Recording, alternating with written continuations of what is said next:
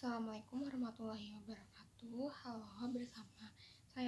bersama saya kembali Afiana Maulida dengan NIM akhir 231080208. Nah, kali ini kita akan membahas mengenai kelompok dalam organisasi.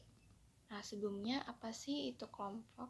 Nah, kelompok ini merupakan dua individu atau lebih yang saling berinteraksi dan ketergantungan yang bergabung bersama untuk mencapai suatu tujuan bersama gitu, untuk tujuan-tujuan khusus gitu.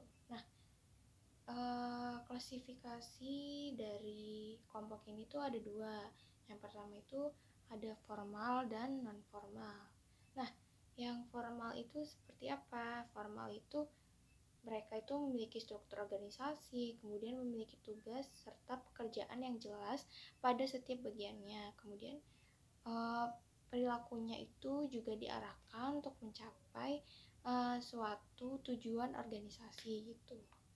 Nah, kemudian yang kedua ini ada informal group. Nah, di informal group ini tuh mereka nggak memiliki struktur yang formal gitu, atau tidak terorganisir secara resmi. Kemudian muncul karena adanya kebutuhan interaksi sosial. Terus juga dapat mempengaruhi perilaku individu dalam kinerja. Kemudian 5 tahap pembentukan kelompok. Nah, yang pertama itu pembentukan atau forming. Yang kedua, pertentangan atau storming. Dan yang ketiga, persatuan atau norming. Kemudian kinerja atau performing. Dan yang terakhir itu pengakhiran atau pembubaran atau adjourning. Nah, lanjut ada grup seperti yang pertama itu ada roles, norm, status, size, coefficients, dan diversity. Nah, untuk penjelasan yang pertama itu mengenai roles atau peran. Nah, dari pola peran ini merupakan pola perilaku yang diharapkan dari seseorang yang memegang suatu posisi, di mana itu mencangkup persepsi, penghargaan, psychological kontrak, dan konflik peran. Nah, yang kedua itu ada norma. Nah, di mana norma ini merupakan standar perilaku yang bisa diterima dalam kelompok yang digunakan secara bersama-sama oleh anggota kelompok. Nah, di mana norma ini tuh mencakup norma kinerja, norma penampilan, kemudian norma tata sosial, serta norma alokasi sumber daya. Di mana di sini norma ini kan tidak berdasarkan peraturan tertulis gitu ya biasanya. Mungkin jadi kayak sesuatu yang memang sewajarnya ada pada lingkungan tersebut gitu. Kemudian ada status. Nah, status ini merupakan posisi atau tingkatan yang ditentukan oleh secara sosial diberikan kepada kelompok atau anggota kelompok oleh orang lain. Nah, ada teori tentang status, yaitu mengenai status karakteristik teori, states the difference in status characteristic, create status hierarchy within groups. The power a person with over others and person ability to contribute to group goals and individual personal characteristic. Lanjut ke ukuran. Nah, kelompok yang kecil, dimana di ukuran ini dapat persepsi kalau kelompok yang lebih kecil itu lebih cepat dalam menyelesaikan tugas daripada kelompok yang lebih besar. Jadi mungkin karena kelompok yang lebih kecil ini tugasnya itu mungkin lebih sedikit gitu, jadi spesifik itu, jadi dalam penyelesaiannya lebih cepat daripada kelompok yang lebih besar, karena dimana kelompok yang besar ini menyatukan beberapa persepsi dari orang-orang gitu, sehingga waktu yang dibutuhkan juga lebih relatif panjang gitu. Nah, di sini juga ada persepsi bahwa individu bekerja lebih baik dalam kelompok yang lebih kecil.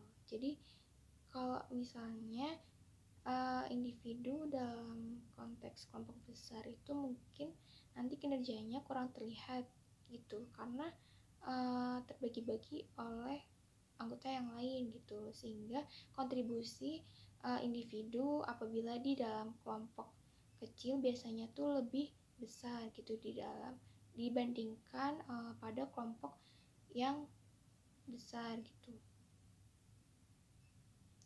Kemudian dalam hal pemecahan masalah, kelompok besar memiliki nilai yang lebih baik daripada kelompok kecil. Mungkin karena adanya pendapat atau macam-macam pemikiran dari orang banyak gitu. Jadi menghasilkan hasil yang lebih baik gitu. Karena menyatukan beberapa ide-ide dari banyak orang.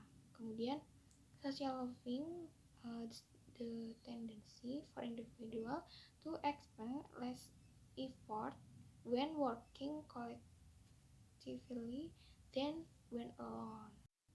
Next, mengenai kohesivitas. Nah, kohesivitas ini merupakan tingkatan di mana anggota kelompok ini tertarik satu sama lain dan dimotivasi untuk tetap di dalam kelompok.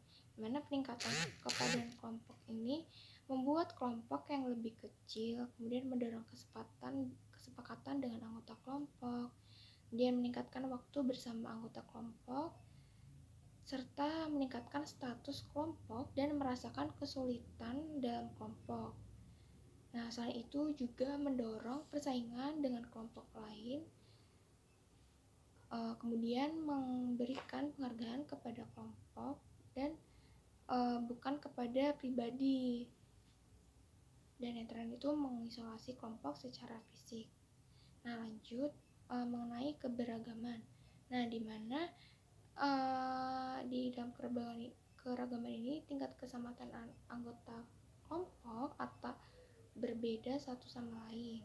Kemudian keanekaragaman tampaknya meningkatkan konflik kelompok, terutama pada tahap awal perkembangan kelompok. Nah lanjut ada keputusan kelompok. Nah, ini itu ada kekuatan serta kelemahannya. Nah, kekuatannya ini itu yang pertama informasinya itu lebih lengkap, kemudian meningkatkan keanekaragaman pandangan karena dalam kelompok ini kan menyatukan beberapa ide dari orang lain ya, jadi menciptakan keanekaragaman pandangan. Kemudian ada keputusan lebih cepat, dan yang terakhir itu meningkatkan penerimaan terhadap keputusan.